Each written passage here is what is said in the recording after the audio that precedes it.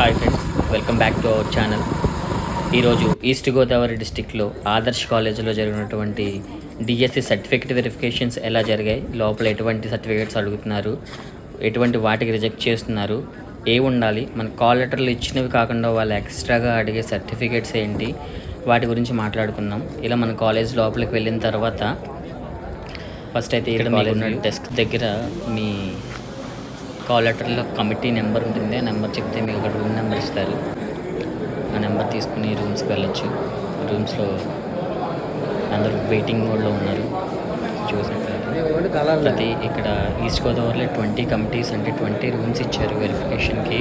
ప్రతి రూమ్కి 50 మెంబర్స్ వరకు ఉన్నారు అభ్యర్థులు. సో ఇలా నలుగురితో కూడినటువంటి ఒక కమిటీ.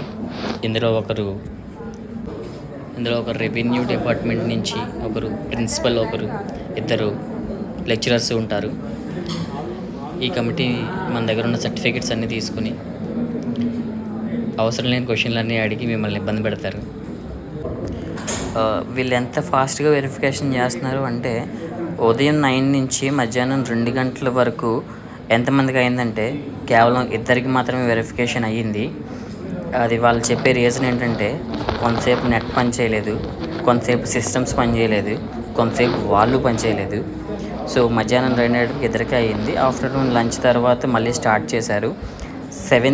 ఈవినింగ్ 7:30 అయ్యేటప్పటికి 17 మెంబర్స్కి అయ్యింది. సో నైట్ 12 వరకు కంటిన్యూ అయ్యింది వెరిఫికేషన్. సో మీకు వచ్చేసి ఈ వెరిఫికేషన్లో వాళ్ళు మెయిన్గా చూసేది ఏంటంటే మీరు అప్లికేషన్ పెట్టినప్పుడు ఏవైతే డీటెయిల్స్ ఇచ్చారో అంటే BTech, degree, inter, post graduation ఇలా ఏవైతే ఇచ్చారో ప్రతి సర్టిఫికెట్ ఉండాలి. ముఖ్యంగా మార్క్ లిస్టులు అనేవి ఉండాలి. ఓడీస్ లేకపోయినా పర్వాలేదు. సో మీరు ఇన్ కేస్ ఓడీస్ కూడా అప్లై చేసి ఉంటే ఓడీస్ కూడా తీసుకెళ్ళాలి. ఒక సినారియో ఎలా జరిగింది అంటే మీకు ఎక్స్ప్లెయిన్ చేస్తానండి. ఒక అతను 2 పోస్టులకు సెలెక్ట్ అయ్యాడు. ఒకటి ఎస్ఏ పిఈకి సెలెక్ట్ అయ్యాడు, ఎస్ఏ మ్యాథ్స్కి సెలెక్ట్ అయ్యాడు. సో ఎస్ఏ మ్యాథ్స్కి టెట్ ఉంటుంది.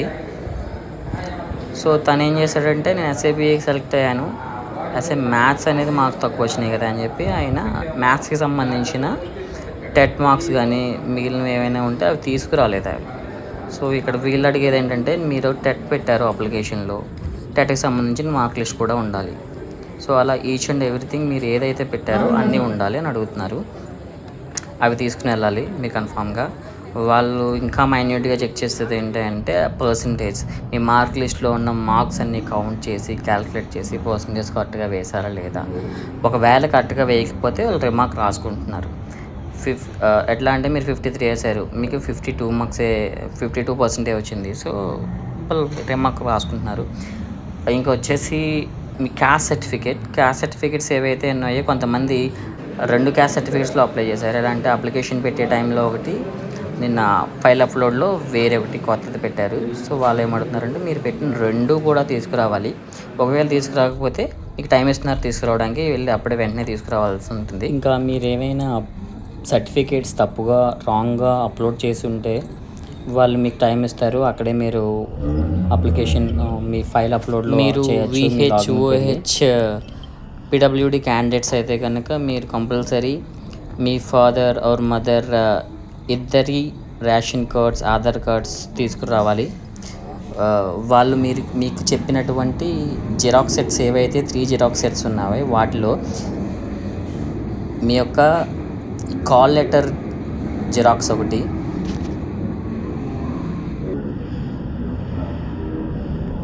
అండ్ హాల్ టికెట్ జిరాక్స్ కూడా పెట్టాలి.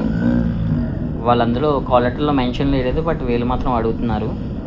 ఫస్ట్ వెళ్ళగానే మీ దగ్గర హాల్ టికెట్ తీసుకుంటారు మీ పేరు పిలిచిన తర్వాత మీ study certificate, 10th class certificates, ఇలా ఒక్కొక్కటిగా మీ ఒరిజినల్ సర్టిఫికేట్స్ అన్నీ అడుగుతారు. అందులో వాళ్ళు నేమ్ మిస్టేక్స్ ఉన్నా, మార్క్స్ మిస్టేక్స్ ఉన్నా, year of the passing mistakes ఉన్నా మిమ్మల్ని క్వశ్చన్ చేస్తారు. వాళ్ళు మీకు రెక్టిఫై చేసుకోలేకపోతే కనుక వాళ్ళు రిజెక్ట్ అని రాసుకుంటారు. ఇఫ్ ఇన్ కేస్ మీకు ఏదైనా ప్రాబ్లం ఉంటే వాళ్ళు రివ్యూ అండర్ ప్రాసెస్ అని చెప్పేసి మీ అప్లికేషన్స్లో రాసుకుంటారు. సో ఇక మీరు పర్సనల్ ప్రిపరేషన్ ఏంటంటే వాటర్ బాటిల్ తీసుకెళ్ళండి, లంచ్ ఉంటే తీసుకెళ్ళండి, లేదంటే బయట క్యాంటీన్లో దొరుకుతుంది తీసుకెళ్ళచ్చు. మీకు ఏదైనా జిరాక్స్ కావాలంటే మాత్రం అన్ని జిరాక్స్లు ముందే తీసుకోవాలి. అక్కడ ఎందుకంటే జిరాక్స్ మిషన్ పనిచేయదు, అవైలబుల్గా ఏమీ లేవు. వెరిఫికేషన్కి అయితే చాలా టైం అయితే పడుతుంది. ఒక్కొక్కరికి గంట సేపు కూడా చూస్తున్నారు. మీరు ఎక్కువ సర్టిఫికేట్ తీసుకెళ్తే మీకు ఎక్కువ లేట్ అవుతుంది. సో ఎందుకంటే ఇక్కడ ఉన్న వాళ్ళందరూ చాలా నాలెడ్జబుల్ పర్సన్ కాబట్టి వాళ్ళు మిమ్మల్ని ఇబ్బంది పెడతారు.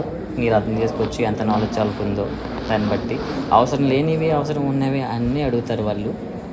ఎందుకు అడుగుతారు ఏంటో అసలు సంబంధమే లేదు. మాకైతే చాలా చాలా చిరాకు వచ్చింది. మధ్యలో మనకి డిఈఓ ఎండిఓ అందరూ వచ్చి మనకి చెప్తూ ఉంటారు. ఫైనల్గా మీ వెరిఫికేషన్ కంప్లీట్ అయిన తర్వాత ఇటువంటి చెక్ లిస్ట్ ఒకటి వాళ్ళు రాసిస్తారు. అలాగే మిమ్మల్ని మిగిలిన 2 కాపీస్ సెట్స్లో ఇట్లానే రాయమని ఇస్తారు. మీరు ఇలా రాసేసి చెక్ లిస్ట్ స్టాపిల్ చేసేసి ఇచ్చేయాలి. సో ఇక్కడ ఏముంటుందంటే మీ ఇంటర్ ఎక్కడ చదివారు, మీ year of study, medium of study, eligible అయితే ఇక్కడ ఎలిజిబుల్ మీద లాస్ట్లో టిక్ చేస్తారు. ఆ ఎలిజిబుల్ మీద టిక్ చేశారంటే మీకు ఎటువంటి ఇబ్బంది లేదని అర్థం. మీరు అఫీషియల్గా టీచర్స్ అయిపోయినట్టే.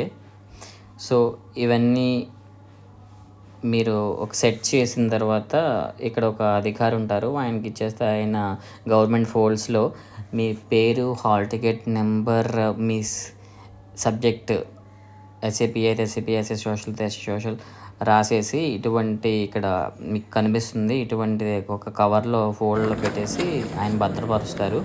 తర్వాత వాళ్ళు మళ్ళీ వెరిఫై చేసుకున్నప్పుడు లాస్ట్లో వాళ్ళు రిటర్నింగ్ అధికారులు సైన్ చేసి ఇస్తారనమాట. ఫైనల్గా డాక్యుమెంట్స్ ఏం కావాలని చెప్తున్నాను. మీ యొక్క 5 ఫొటోస్ బ్యాక్ సైడ్ సైన్ చేయాలి. Application form, hall ticket, score card, all your educational documents, caste certificates అన్నీ ఒక 3 సెట్స్ ఉండాలి. ఇంకా వాళ్ళు దేనికి రిజెక్ట్ ఏదైనా చిన్న పొరపాటు వస్తే వాళ్ళు రిజెక్ట్ చేయడానికి చూస్తున్నారు. మీరేం కంగారు పడాల్సిన అవసరం లేదు. సరైన జస్టిఫికేషన్ ఇస్తే సరిపోతుంది. ఎందుకంటే వాళ్ళకి తెలీదు ఏ సబ్జెక్ట్ సంబంధించింది. కొంతమంది బీటెక్ వాళ్ళు ఎలిజిబుల్ కాదన్నారు ఫస్ట్లో. ఎలక్ట్రానిక్స్ ఉంది, ఇది పనిచేయదు అని అన్నారు. ఒక ఎంఈఓ దగ్గరికి వెళ్తే ఎనీ డిగ్రీ ఈజ్ ఎలిజిబుల్ అని చెప్పిన తర్వాత వాళ్ళు మళ్ళీ ప్రాసెస్ స్టార్ట్ చేయడం మొదలుపెట్టారు. ఇలా వాళ్ళ దగ్గర మనకి వెరిఫికేషన్ చేసే వాళ్ళకి చాలా నాలెడ్జ్ ఉంటుంది కాబట్టి మీరే జాగ్రత్తగా ఉండి వాళ్ళకి చెప్తే సరిపోతుంది. All the best guys. మీకు ఏమైనా ఇంకా డౌట్స్ ఉంటే కామెంట్స్లో చెప్పండి, నేను క్లియర్గా చెప్తాను. Thank you very much. All the best.